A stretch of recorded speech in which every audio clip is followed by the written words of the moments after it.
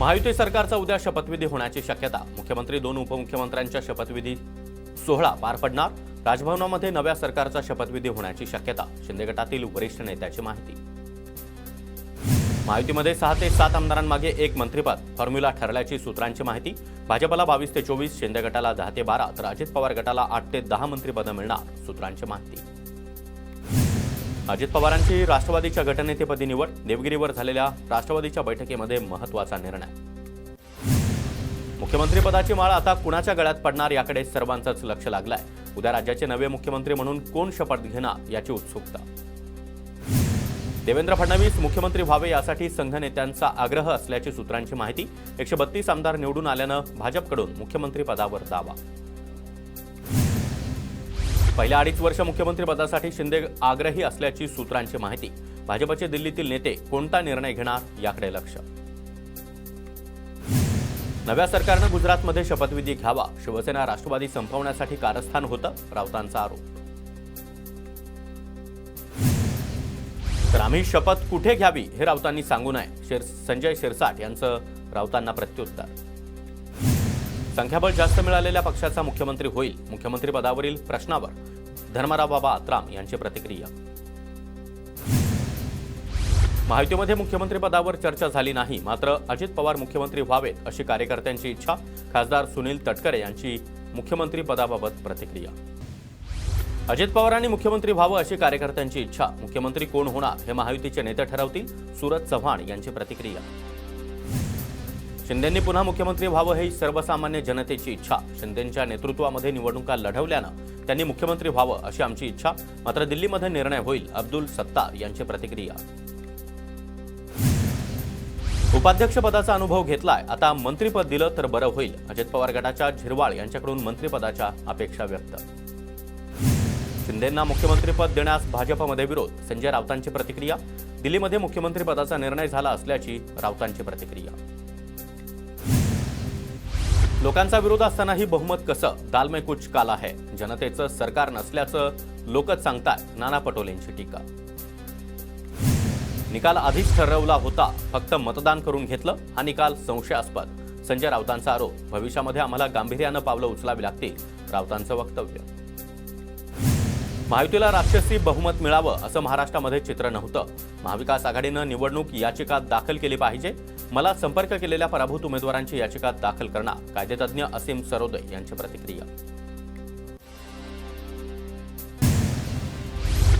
केस हरलेला माणूस यामुळे ठाकरे गटाची वाताहत झाली आहे, कायदेतज्ञ असीम सरोदे यांच्यावर संजय शिरसाट यांची टीका। अजितदादांविरोधात उमेदवार देणं तुतारी गटाची चूक होती, ही आता तरी कबूल करावं। अजित पवार यांच्याप्रमाणे सुप्रिया सुळेंनी देखील औदार्य दाखवावं, मिटकरींचं वक्तव्य। राम शिंदेंच्या विजयाआड बारामती अॅग्रोचा पैसा आला, कर्जत जामखेडमधील महायुतीच्या पराभवावरून मिटकरी यांचे आरोप। निवडणूक निकालानंतर फडणवीस अजितदादांना भेटण्यासाठी नेत्यांची मोठी गर्दी। बावनकुळेंसह भाजपचे आमदार सागर बंगल्यावर पोहोचले। मलिक, भुजबळ, तटकरे, चाकणकर अजित पवार यांच्या भेटीला। ठाकरे गटाचे मुंबईतील विजय उमेदवार मातोश्रीवर येण्यास सुरुवात। सुनील प्रभू, अजय चौधरी मातोश्रीवर दाखल। मुंबई महाराष्ट्राला मिळाल्यापासून गुजराती माणसांच्या मनामध्ये शल्य, गुजराती माणूस विरुद्ध मराठी माणूस अशी लढाई आहे का? नितीन राऊतांचा सवाल। मला सिल्लोडमध्ये पाडण्यासाठी ठाकरेंनी भाजपकडे भीक मागितली, भाजपकडे भीक मागून देखील ठाकरेंना यश आलं नाही, अब्दुल सत्तार यांची उद्धव ठाकरेंवर टीका। बच्चू कडूंचं ईव्हीएम विरोधातील आंदोलन तुर्तास मागे, मोर्चा काढण्यापूर्वी संविधानिक मार्गाचा अवलंब करणार, बच्चू कडूंची माहिती। निकाल आश्चर्यकारक आहे, असे निकाल अपेक्षित नव्हते, नक्कीच काहीतरी झालंय, यशोमती ठाकूर यांच्याकडून शंका उपस्थित।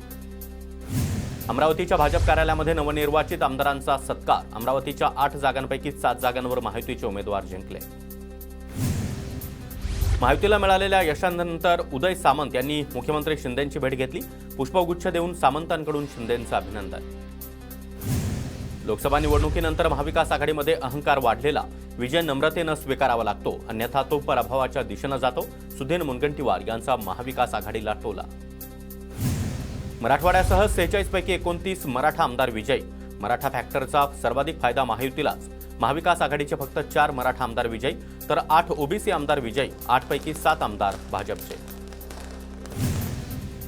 वांद्रे परिसरामध्ये शिंदेंच्या शिवसेनेकडून जोरदार बॅनरबाजी. वांद्रे परिसरामध्ये सर्वत्र मुख्यमंत्री शिंदे यांचे बॅनर लागले. एकनाथ शिंदे पुन्हा मुख्यमंत्री व्हावेत, शिवसैनिकांची इच्छा. रत्नागिरीमध्ये झळकले सामंत बंधूंच्या अभिनंदनाचे बॅनर. दोन्ही बंधू आमदार म्हणून निवडून आल्यानं कार्यकर्त्यांचा उत्साह. सामंतांकडून बाळ मानेंचा 41,590 मतांनी पराभव. रत्नागिरीमध्ये भाजप पदाधिकाऱ्यांनी निलेश राणे यांच्या अभिनंदनाचे बॅनर लावले. भाजपच्या बॅनरची शहरामध्ये चांगलीच चर्चा. राज ठाकरे यांनी उद्या मनसेच्या नेत्यांची बैठक बोलावली. विधानसभा निवडणुकीमध्ये झालेल्या पराभवावर मनसे चिंतन करणार. तर उद्या सकाळी 11 वाजता राज ठाकरे यांच्या शिवतीर्थ निवासस्थानी बैठकीचं आयोजन. चंद्रपूर आणि वर्ध्यामधील 10 जागांपैकी 9 जागांवर भाजपची सरशी. दोन्ही जिल्ह्यांचे पालकमंत्री सुधीर मुनगंटीवार यांच्या पालकमंत्री पदाच्या नेतृत्वाला मोठे यश.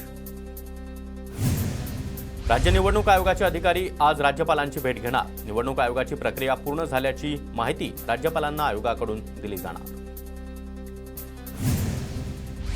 राज्यातील 15 उमेदवारांचा 1 लाखापेक्षा अधिक मताधिक्य घेत विरोधकांना धोबीपछाड.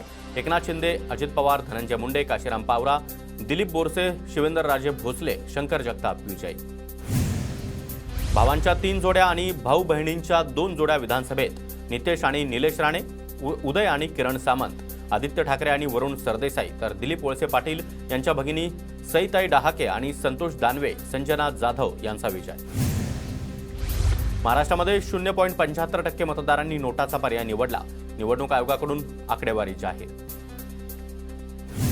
लवकरच स्थानिक स्वराज्य संस्थांच्या निवडणुका लागण्याची शक्यता. विधानसभेच्या विजयानंतर महायुतीच्या नेत्यांमध्ये सकारात्मक भूमिका.